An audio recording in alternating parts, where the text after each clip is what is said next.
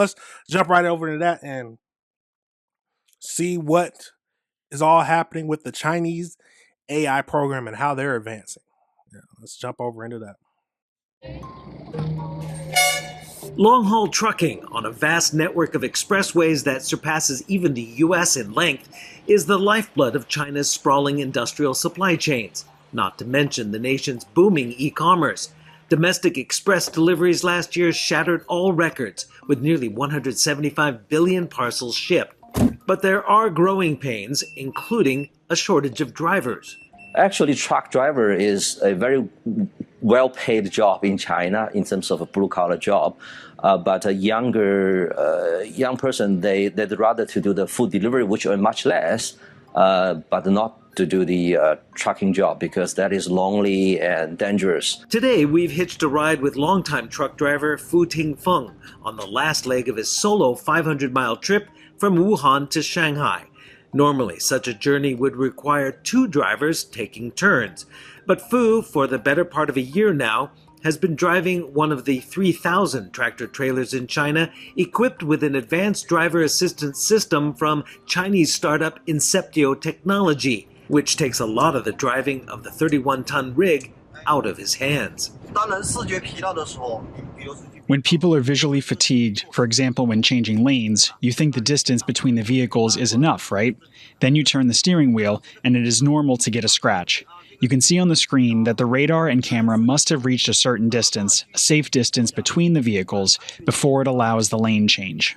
Driver assistance technology is facing intense scrutiny in China since a fatal crash in March of a Xiaomi SU7 EV that had its autopilot system turned on.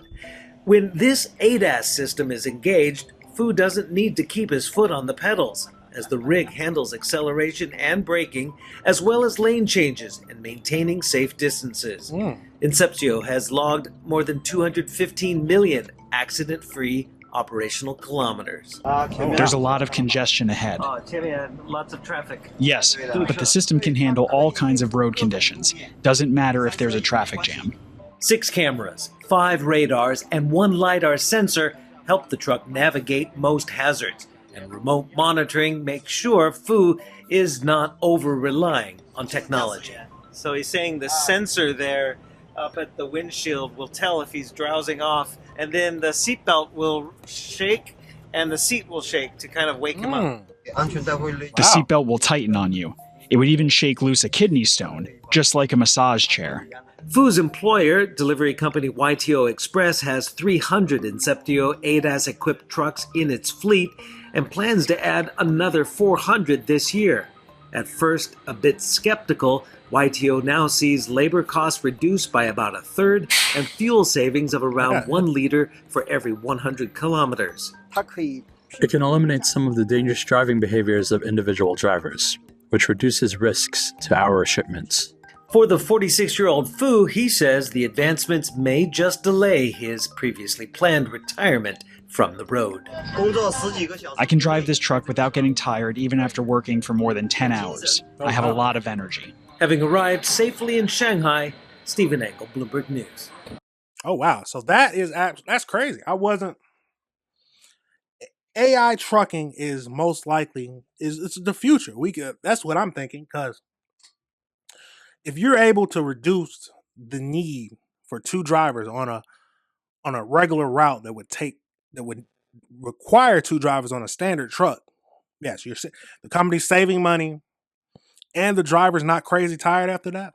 It's all good things. Now they got to do a lot more research, of course, because you never know what problems can come out of this. But it's crazy to think how far AI and these different self-driving technologies are advancing and how fast they are advancing. It's going to be end up in 20, 30 years. You might even see like the stuff like iRobot, where the majority of the cars on the road have some kind of AI component into it, to where you're hardly touching the steering wheel. Now, would you be safe in those situations? I don't know. My thinking has always been, if all the other cars have AI, because the main thing that would worry me is the human interaction part, or the human. So say if 20% of the cars are all AI cars and self-driving, they still have to worry about the humans who are still driving the cars. So 20%, 80% of the humans are still driving the cars. Now, if all 100% are all AI controlled, everything's interacting with each other, everybody knows where the cars are on the road, I can't see where it would be any danger in that, because nothing is running outside of the program. Now, yes, programs crash and everything like that. So once we get all the bugs out, yes, they're going to be, I feel like that would dramatically decrease the crashes. Now, tell me if I'm thinking wrong. Tell me if you disagree with me, but that is my thinking. That's going to be a future.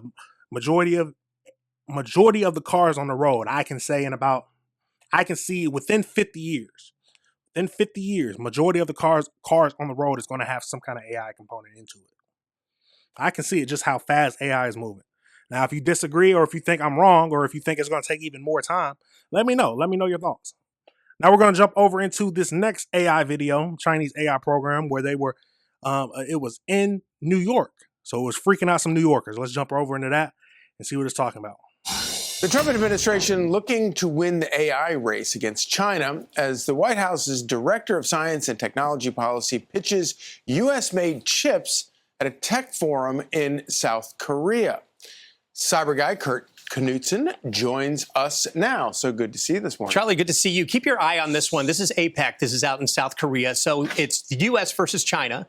It's really a chance for us to come out and say, all right, we as Americans, here's our plan with AI. So the Trump administration is there, and they're essentially saying, take off the shackles, let's innovate. We're going to own it. Here's the software we're going to have. You should use our stuff around the world that we're making in the U.S. China, on the other hand, very different. Instead of allowing private industry to innovate, the government's going to do that. They want to, well, be more open, share this, try to get as many people using the Chinese version of whatever AI standards may come out of APEC. But really, it's just, I'll show you what I've got, you show me what you've got, and let's see. The rest of the world is going to pick one or the other ultimately. Right. So that's what we're watching. So real quick, because I want to get to the second story. In a blind taste test, who makes the best chips? Oh, we do. No doubt. Without NVIDIA. I mean, they're the leader in this industry.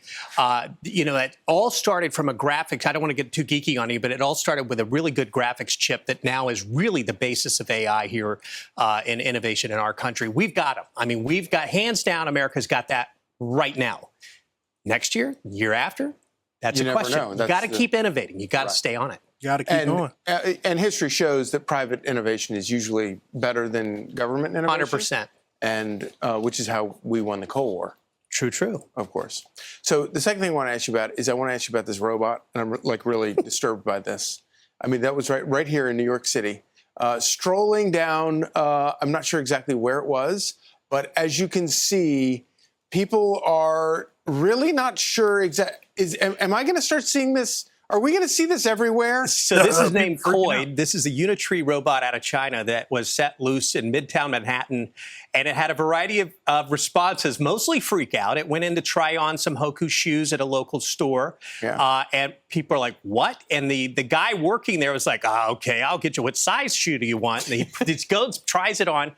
What a lot of people don't know is it wasn't autonomous. It's not like thinking, I think I'll go in here and get some shoes. It was a remote controlled. Okay. It was really a gimmick to get attention on the Unitree robot, and also an interesting EFT or cryptocurrency that they're trying to promote related to it. But it is interesting because it got everybody going like, what are you doing here? What are you all about? And it's very unsettling to see a robot on the loose. It is unsettling, and it kind of makes me think you shouldn't go down the street without being armed, maybe with a garden hose. No doubt. A garden hose, you think that'll stop them? I don't know. Yeah, I'm I don't know worried. if that's I going used to to work. think so, but maybe I'm a not, fire hose. yeah, I'm not so sure anymore. It looks like it might be waterproof. Look at the kids in the stroller like, what the heck please don't is wave to going me. on? Don't stop waving. But you did say it was remote controlled, so Yeah, so there's a guy you're not seeing on camera here that's just near Oh, him no, that's that's crazy. causing this robot to do this. But imagine you're in your own town and this thing starts running down your street at you. no. You feel like, what in the world is going on? Now we got to think that it's crazy that robotics have taken a turn to have grown so much to where we can actually see something like this happening. Now, once you introduce AI into it and artificial intelligence, that's where I can't imagine. Because then it's thinking on its own, learning on its own. That is the whole point of it, is thinking and learning and growing on its own. But at the end of the day, we might end up with some Ultron stuff like some Marvel. Like some where he learned too much and learned that humans are destroying the planet. And that humans, and in order to save humanity, or something crazy where they always say where in order to save humanity, we must enslave humanity. That's where it all gets out of got the iRobot movie, all the great androids taking over movies or AI taking over movies. Absolutely wild. I wasn't expecting that. But yeah, this is Chinese AI program and Chinese AI and US AI are fighting to try to be the best. Who is going to take the top? We took the top on the space race. Now we'll see who takes the top in the NVIDIA chips or in the AI chips. Absolutely wild. Tell me your thoughts on that. How do you feel about the AI program in general? How would you feel about seeing a humanoid robot or running down your street? Would you be freaked out like some of these people? Because that is wild. I'm not gonna lie, that is wild. Now I remember seeing a video a little while ago. It was a video. Hold on, we can find that. Let me see if I can find that because that was crazy.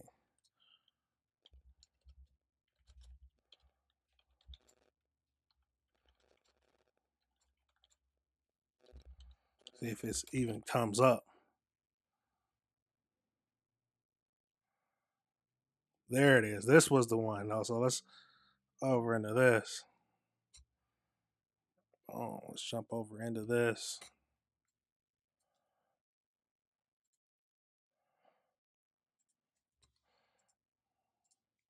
If you remember this video, can't have that music because the music gonna do.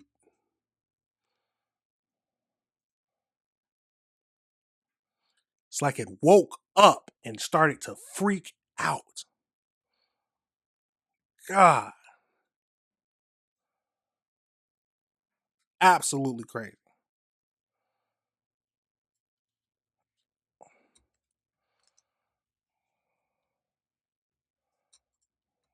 Absolutely crazy. Now, like I said, it's scary. It's crazy to think of how far AI is advancing. Absolutely crazy to think how far AI is advancing. But that is what we're thinking. Tell me your thoughts on the AI program. Do you agree with it? Do you think it's moving too fast? And how long do you think it's before we get true AI robots and stuff like that? All AI self-driving cars. How many years do you think that's going to take? Those are the questions. But remember, all right, everybody, remember this is AC